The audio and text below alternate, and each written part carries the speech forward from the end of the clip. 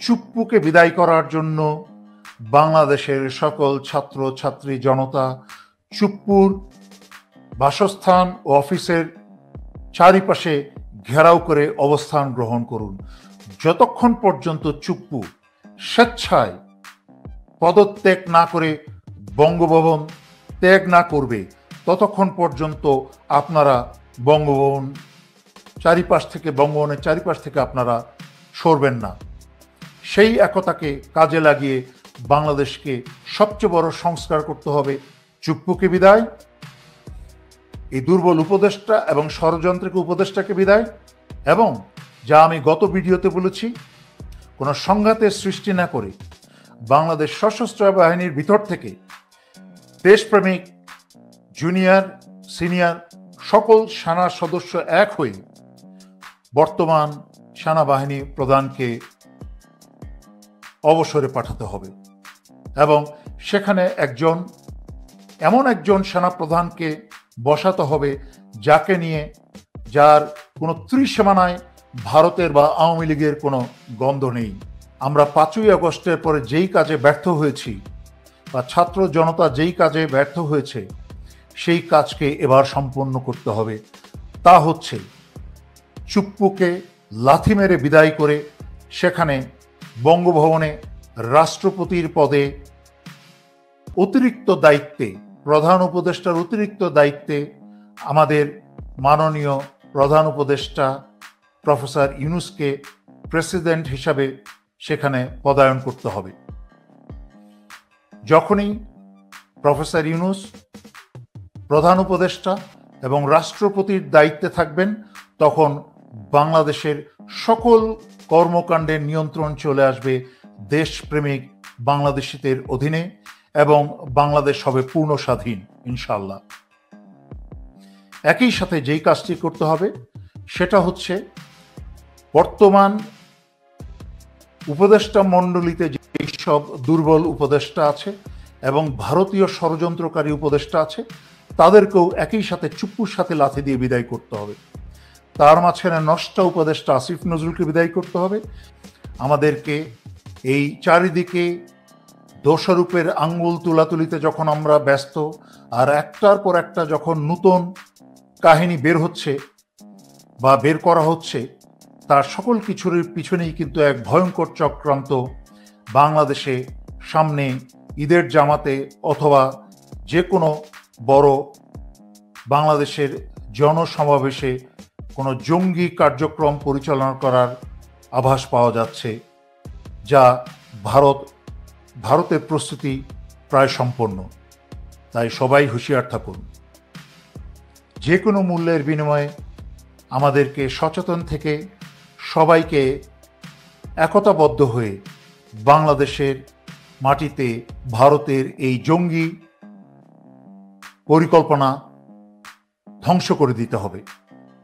আজকে সেনাপ্রধানকে অত্যন্ত নমনীয় ভাষায় পাঞ্জাবি পরে বলতে শুনলাম যে জুলাই আগস্টের আহতদের বাংলাদেশ ডিজিএফআই এবং এসএসএফও সাহায্য করেছে বা করবে। ভালো কথা, সাহায্য করুক, কিন্তু এই সাহায্যের বিনিময়ে কিন্তু ডিজিএফআই যেসব গুম হত্যাকাণ্ড করেছে আয়নাঘরে, তার থেকে কিন্তু কোনো নিস্তার পাওয়া যাবে না, তার বিচার করতে হবে।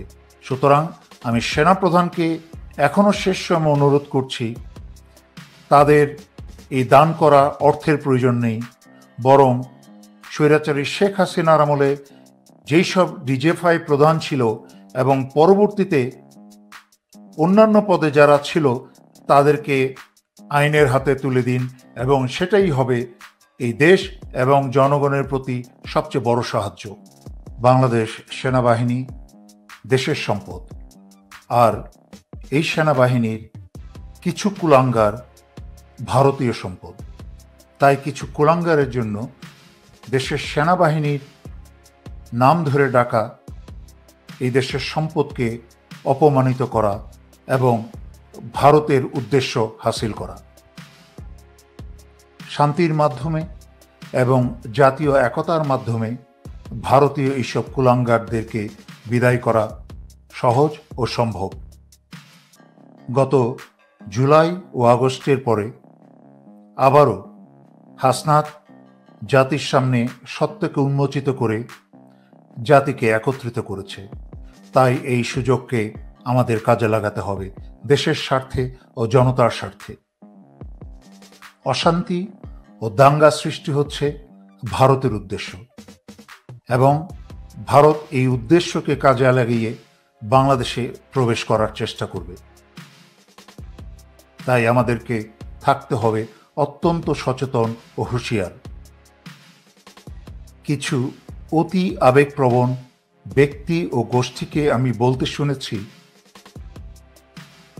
সেনানিবাসে আক্রমণ করা ও সেনানিবাস উড়িয়ে দেওয়ার কথা বলতে।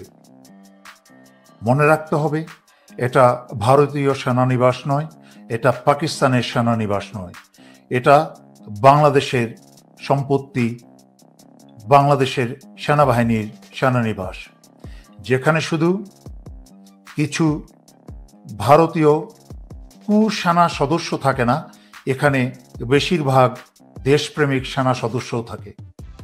তাই এমন দেশবিরোধী কথা বলা থেকে বিরত থাকতে সবাইকে আমি অনুরোধ করছি। এহেন দেশবিরোধী কথাবার্তা বলা মানে হচ্ছে ভারতীয় উদ্দেশ্যকেই হাসিল করা।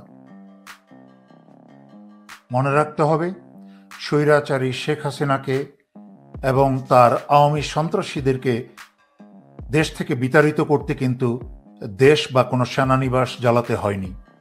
তাই একইভাবে বলছি, ভারতের কিছু দালাল কুসেনা সদস্যদের ভাগানোর জন্য সেনাবাহিনীতে আক্রমণ বা সেনানিবাসে আক্রমণের কোনো প্রয়োজন নেই।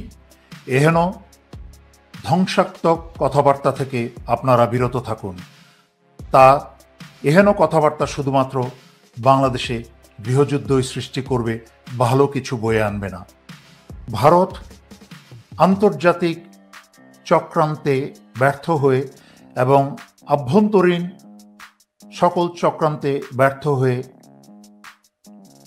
প্রফেসর ইউনূস চীন যাত্রার আগে তারা ভয়ঙ্কর পরিকল্পনা করছে বাংলাদেশে একটা জঙ্গি তৎপরতার জন্য।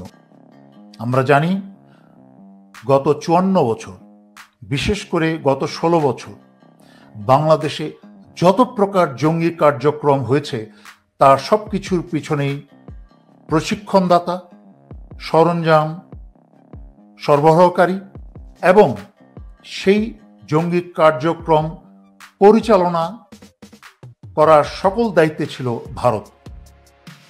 শুধু বাংলাদেশ নয়, উপমহাদেশের যত স্থানে, অন্যান্য যত দেশে যত জঙ্গি কর্মকাণ্ড পরিচালিত হয়েছে তার সবই পরিচালনা করেছে ভারত। তাই সর্বক্ষেত্রে নিরাপত্তা জোরদার করতে হবে। ভারতীয় সন্দেহভাজন যেখানেই কোনো ব্যক্তি দেখবেন তাদেরকে জনতার গ্রেফতার করে ফেলবেন এবং পুলিশের হাতে হস্তান্তর করবেন। যেখানেই, আমি আগের ভিডিওতে বলেছি যে ভারতীয়দেরকে এবং তাদের দূতাবাসের সকল কর্মচারীদেরকে আপনাদের কড়া নজরে রাখতে হবে। মনে আছে আপনাদের সেই 2009 সালে 25-26 ফেব্রুয়ারিতে কিন্তু বিডিআর হত্যাকাণ্ডের ঘটনায় মূল চক্রান্তকারী এবং সমন্বয়ক ছিল কিন্তু তদানীন্তন ভারতের দূত বিনা সিকরি। সে একইভাবে বাংলাদেশে যে কোনো পুরো অসৎ কর্মকাণ্ডে পিছনে কিন্তু এই ভারতীয় দূতাবাসের হাত থাকে। তাই সবাই কড়া নজর রাখুন। হাসনাত সত্য কথা প্রকাশ করে দিয়ে গত জুলাই আগস্টের একতা আবার বাংলাদেশিদের মাঝখানে নিয়ে এসেছে। এই একতাকে কাজে লাগিয়ে আমাদেরকে এবং ভারতের সকল ধ্বংসাত্মক কাজ বন্ধ করতে হলে বাংলাদেশে ভারতের এখনো যত চ্যানেল আছে তা এই মুহূর্তে বন্ধ করতে হবে, এই ঈদের আগেই বন্ধ করতে হবে। তাই আমি এই উপদেষ্টা সরকারকে অনুরোধ করছি জনতার পক্ষ থেকে যে ভারতীয় সকল চ্যানেল বন্ধ করে দিন এবং এটা গত 16 বছরে স্বৈরাচারী শেখ হাসিনা যেই সব বাংলাদেশ বিরোধী চুক্তি করেছে, তার মাঝখানে এই সাংস্কৃতিক চুক্তি, ভয়ঙ্কর দেশবিরোধী চুক্তি হচ্ছে এটা। এই চুক্তিকে অতি শীঘ্রই বাতিল করতে হবে। যার দায়িত্ব এই মোস্তফা সরোয়ার ফারুকীকে বসানো হয়েছে এখানে সাংস্কৃতিক উপদেষ্টা হিসাবে। তার উচিত ছিল দেশপ্রেমিক হলে প্রথম দিনেই কাজ করা, কিন্তু সে যেহেতু ভারতপ্রেমিক এবং তার ভিতরে প্রচণ্ড দুর্বলতা আছে, তাই এই প্রথম কাজটা করেনি। কোনো দেশপ্রেমিককে এখানে বসালে প্রথম দিনে চেয়ারে বসেই কিন্তু ভারতের সকল চ্যানেল বন্ধ করে দিত। তাই বলছি, সেটা তথ্য মন্ত্রণালয়ের দায়িত্ব হোক অথবা সংস্কৃতি মন্ত্রণালয়ের দায়িত্ব হোক, দ্রুত ভারতীয় সকল চ্যানেল বাংলাদেশে বন্ধ করা হোক। এবং বাংলাদেশে ইন্টারনেটে ভারতীয় যেসব পত্র পত্রিকা এবং মিডিয়া যারা মলম বিক্রেতার প্রপাগান্ডা করে বেড়ায় বাংলাদেশের বিরুদ্ধে, তাদের সে সকল